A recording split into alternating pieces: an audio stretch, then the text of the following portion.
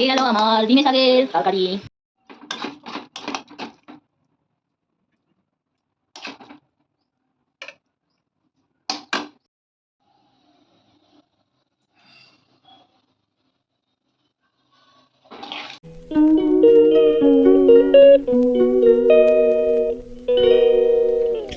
Hello guys, good morning, welcome back to my new blog. আর আমি সঞ্চিতা চলে এসেছি আপনাদের কাছে একটা নতুন ব্লগ নিয়ে। তো এই সকাল সকাল আমি রান্না করব মাছের ঝাল। এই দেখুন, মাছে আমি নুন হলুদটা মাখিয়ে রাখছি আর মাছের ঝাল। আর ওদিকে দেখতেই পাচ্ছিলেন যে আমার ভাত হচ্ছে, আর এদিকে একটু আলু সিদ্ধ হয়েছে। তো তার সাথে একটা দিয়ে দিয়েছিলাম গোটা আম, কারণ গোটা আমটা যে দিয়েছিলাম ওটা হবে আম মাখা।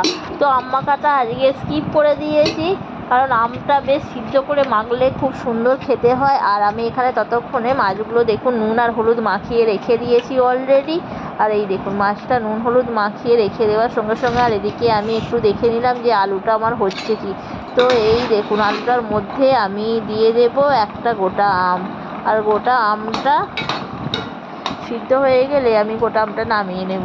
আর এদিকে এই আলুগুলো হচ্ছে বাঁধাকপির জন্য আলু।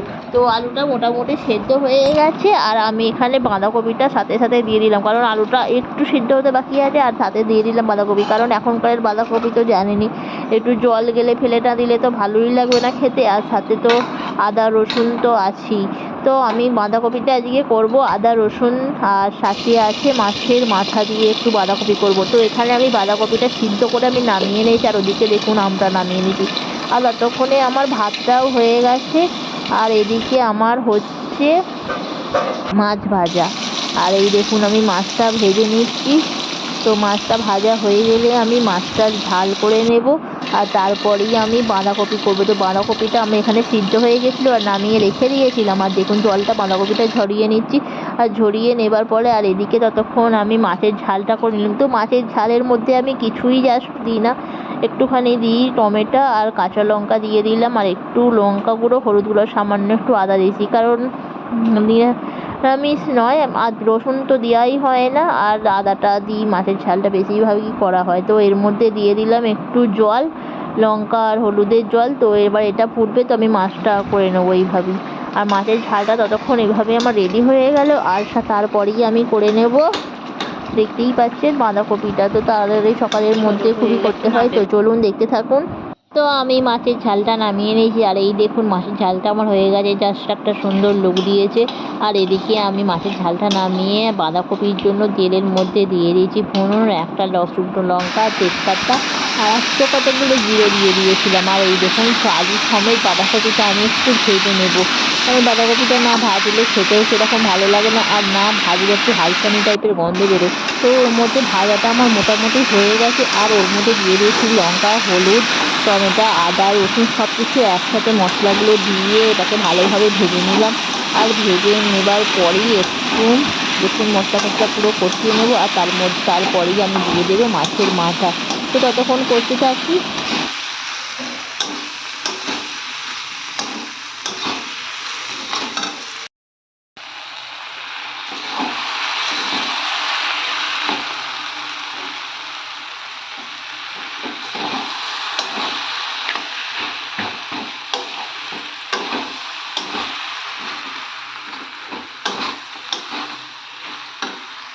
তো বাঁধাকপিটা অনেকক্ষণ কষতে কষতে আমার মাছের মাথাটাও দিয়ে দিয়েছি। আর দেখুন বাঁধাকপিটা আমার রেডি হয়ে গেছে। তো আমি এটা রেখে দিচ্ছি, বাঁধাকপিটা আমার নামাবো। আর এখানে দেখুন আমার রান্নাটা মোটামুটি অর্ধেক হয়ে রয়েছে। আর এদিকে আমার শাশুড়ি দেখতেই পাচ্ছেন একদম সব মুছে মাছে পুরো পরিষ্কার করে দিচ্ছে। আর এদিকে ছিল একটু ডিমের শাক। তো বন্ধুরা দেখতেই পাচ্ছেন একদম খুব সুন্দর তাজা তাজা ডিমের শাক, আর একদম বেশ হালি হালি, আর পাতাগুলো হয়েছে, আর সবে একটু একটু মাত্র ফুল ধরেছে। তো আমি আজকে ডিমের শাকের তরকারি করে নেব। তো ডিমের শাকের তরকারি করার জন্য অনেকগুলি ডিমের শাক ছিল, তো আমি একটু সময় পাচ্ছিলাম না বলে ডিমের শাকটা বাছতে পারিনি। কারণ ডিমের শাকের তো একটা মানে বড় গুরুত্বপূর্ণ ব্যাপার হলো ডিমের শাকে তো চুল তো থাকেই মাস্ট, আর চুল তো জানেন শাকের মধ্যে জড়িয়ে থাকে। তো সেই জন্য আমি একটু সময় নিয়ে ডিমের শাকগুলো বাছবো। আর এই দেখুন ডিমের শাকের ছোটো ছোটো যেগুলো কচি কচি সেগুলো আমি ডিমের শাকগুলো বেছে ফেললাম। আর একটু বাছতে বেশ ভালোই টাইম লাগলো। তো ডিমের শাকের আজকে চচ্চড়ি করবো। তো এখানেই দেখুন আমি কত ভালোভাবে বাছছি। তো ডিমের শাকগুলো অলরেডি আমার বাছা হয়ে গেছে, বেশ একটু টাইম লাগলো ডিমের শাকগুলো বাছতে। আর এই দেখুন ডাল ফালগুলো আমি সব ফেলে দিয়েছি, শুধু কচি কচি। আর এখানে ডিমের শাকে দেবো একটা আমি বেগুন, তো বেগুনের সাথে আর দিয়ে দেবো একটু আলু। তো আমি আলুটা আগে থেকেই আমি একটু সিদ্ধ করে নেবো। আর এর সাথে দিয়ে দেবো একটু বড়ি। তো আজকে আর সেরকম কিছু মশলা ফসলা বাটলাম না, কারণ রান্না আমার শেষের পথেই, তো তাড়াতাড়ি করে আমি একটু ডিমের শাকটা করে নিলাম, কারণ বেলাও হয়েছে। আর ডিমের শাকটা যেহেতু আনা হয়েছে অনেকগুলো ছিল, তো তার জন্য আমি আজকে একটু ডিমের শাকটা অল্প করে একটু করে নিলাম। এই ডিমের শাকগুলো হয় খুবই মানে তেঁতো হয়, তো এর ছোটো ছোটো পাতা হয়, তো আমরা এগুলোকে ডিমের শাকই বলি। অনেকে অনেক রকমের কথা মানে শাক বলে, তো আমরা তো ডিমের শাকই বলে থাকি। তো ডিমের শাকটাকে আমি ভালোভাবে ধুয়ে নিলাম। আর ধোয়ার পরে এই দেখুন আলুগুলোকে খুবই পাতলা পাতলা করে কেটে ও সিদ্ধ করেছি। আর এই তেলে দিয়ে দিয়েছি কড়ার মধ্যে। তো প্রথমে আমি বড়ি দেবো তেলের মধ্যে। তো বড়িটাকে আমি ভালোভাবে লাল লাল করে ভেজে নেব, আর সেটাকে ভেঙে ক্রাশ করে আমি ডিমের শাকের মধ্যে দেবো। আর ডিমের শাকে দেওয়ার জন্য এখানে নিয়ে নিয়েছি কতগুলো গোটা কাঁচা লঙ্কা। তো আমি এটাকে একটু জাস্ট ভেঙে নেবো, কারণ কাঁচা লঙ্কা এখন তো গরম পড়েছে, সেরকম ঝালও নেই। আর ওখানে একটু আদা আমি একটু থেতো করে নিয়েছি জাস্ট। আর তার মধ্যে দিয়ে দিলাম বেগুন প্রথমেই তেলের মধ্যে। তো তেলের মধ্যে বেগুনটাকে আমি ভালোভাবে ভেজে নেবো, যাতে, কারণ ডিমের শাকটা তো একদমই কষি ডিমের শাক, তো যার ফলে আমি ওটাকে দিলে একদম পুরো ওর মধ্যে একদম পুরো পোটা টাইপের হয়ে যাবে, একদম মানে কাদা কাদা টাইপের হয়ে যাবে। তো বেগুনটা আমি তার জন্য ভেজে নিলাম। তো ভেজে নেবার পরে তারপরেই আমি ডিমের শাকটা দেবো।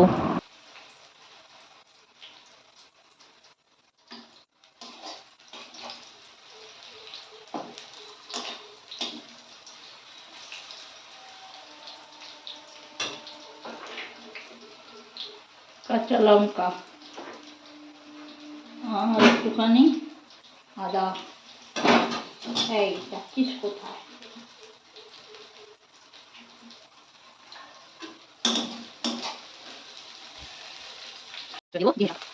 আর বেগুনগুলো মোটামুটি ভাজা হয়ে গেছে, তারপর আমি ডিমের শাকগুলো দিয়ে দিলাম। আর পাশে ছিল আলুগুলো, তো তার মধ্যেই সব দিয়ে দিয়েছিলাম একবারে, লঙ্কা টঙ্কা সব আমি দিয়ে দিয়েছিলাম। আর দেখুন ভাজতে ভাজতে আর একটু দিয়ে দিয়েছিলাম সামান্য নুন আর হলুদ। তো দেখতেই পাচ্ছেন আমি ডিমের শাকটা কিচ্ছু দিইনি সেরকম। তো তেঁতো শাক গরমের মধ্যে তেঁতো খাওয়ার মানে প্রচণ্ড দরকার। আর অনেক রকমই তেঁতো তো শাক পাওয়া যায়, সিমটি ডিমের শাক এই সময়, আর করলা শাক এইসব তো খেতেই হয় গরমে, কারণ তেঁতো খাওয়া স্বাস্থ্যের পক্ষে ভালো। তো আমার মোটামুটি দেখুন আমি হলুদও দিয়ে দিলাম। তো আমার এটা শাকটা মোটামুটি রেডি হয়ে যাবে। তো কারা কারা এইভাবে ডিমের শাক খান বলবেন।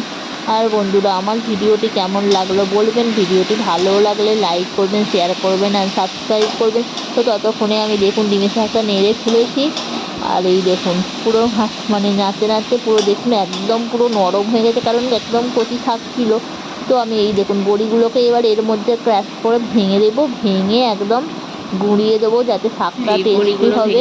আর এর মধ্যে দেখতেই পাচ্ছি সমস্ত বড়িগুলো আমি দিয়ে দিলাম এইভাবে গুঁড়িয়ে গুঁড়িয়ে, কারণ বড়িগুলো ওর মধ্যে। আর একটু আলুটা যে ছিল ওটাকেও একটু আমি মানে চটকে টাইপের দিয়েছি, যাতে ওর মধ্যে তেতো তো মানে খেতে বেশ একটু টেস্টি হবে, মানে যা ওর মধ্যে একটু বেশ কাদা কাদা হবে, দারুণ খেতে লাগবে। তো আমরা তো এইভাবেই রান্না করে খাই, কারণ আমাদের বাড়িতে এইভাবেই মায়েরা বানাতো ডিমের শাক তরকারি, তো আমিও সেইভাবেই বানাচ্ছি। তো খেয়ে দেখলাম বেশ ভালোই হয়েছে আর খুব সুন্দরই হয়েছে। আর তেঁতোটা তবে একটু বেশিই ছিল ডিমের শাকের, যেহেতু গরম, তো গরমে একটু তেঁতো খাওয়া উপকার। তো আমরা তো নিম পাতাও খাই, তো এইভাবে নিম পাতা ভাজাও খাই। আর ডিমের শাকটা ভাজাও খেলে খুবই ভালো লাগে, বেগুন দিয়ে ভাজা খেলে খুবই সুন্দর লাগে। তো চলুন আমার ডিমের শাকটা মোটামুটি হয়েই গেছে, তো আমি এইভাবে নাড়তে থাকবো। আর নেড়ে নেড়ে ডিমের শাকটা হয়ে গেলে এই দেখুন আমার ডিমের শাকটা মোটামুটি রেডি হয়ে গেছে। সামান্য একটু জল দিয়ে দিয়েছিলাম যাতে কড়াই না লেগে যায়। আর মোটামুটি আমার ডিমের শাক রেডি হয়ে গেছে। হয়ে গেল আমার ডিমের শাকের তরকারি। আমরা ডিমের শাকটা বাটিতে নামিয়ে ফেলেছি। আজকের মতো টাটা বাই বাই, দেখা হবে অন্য কোনো দিন।